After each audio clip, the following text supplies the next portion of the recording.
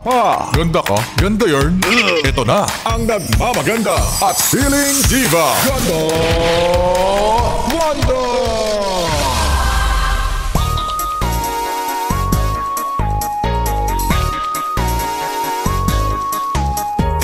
Kaya pasensya ka na ha kung dilulo itong yes friend ko. Ang pogi mo kasi. Tapos masyado ka pang mabait. Masyado ka pang malambing. Malambing ka to all. Kaya itong friend ko na fall. Mga yes friend, it's me. It's a girl DJ Ganda Wanda. Kasama nyo na dito sa 101.1 Yes FM. At ang chika sa akin ay nagpapaka-delulo ka na naman. Sa kaopisina mong wala namang gusto sa'yo. Okay lang sana kung hanggang hanggang fantasy lang. Fantasy.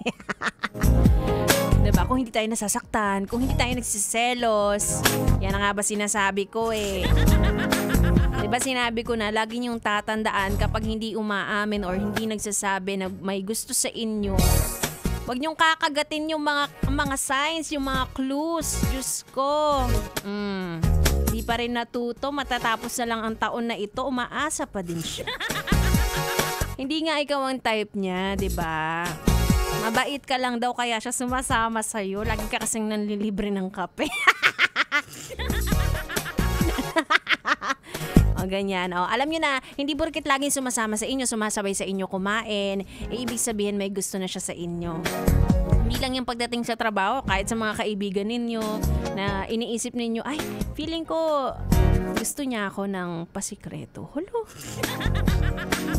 Feeling mo na, ganda mo na, masyadong GGSS ka na, para ka ng si Ganda niyan. Tigilan nyo. Maging na tayo, maging, realistic na tayo. Realistic sa darating na 2026. Dahil 20 days na lang, 5 hours, 16 minutes, and 50 seconds. Pasko na! Tanggalin mo na sa wishlist yung crush mo. Dahil pag hindi pa napunta sa'yo, baka magtampo ka pa kay Santa Claus. Tanggalin mo na ako dyan. Pero umasa. Anyway, 3 oras na naman ang binigay sa atin. Napuno-puno ng chingahan, tawanan, of course, ang ating tugtugan. Kaya naman, ituloy muna natin yan.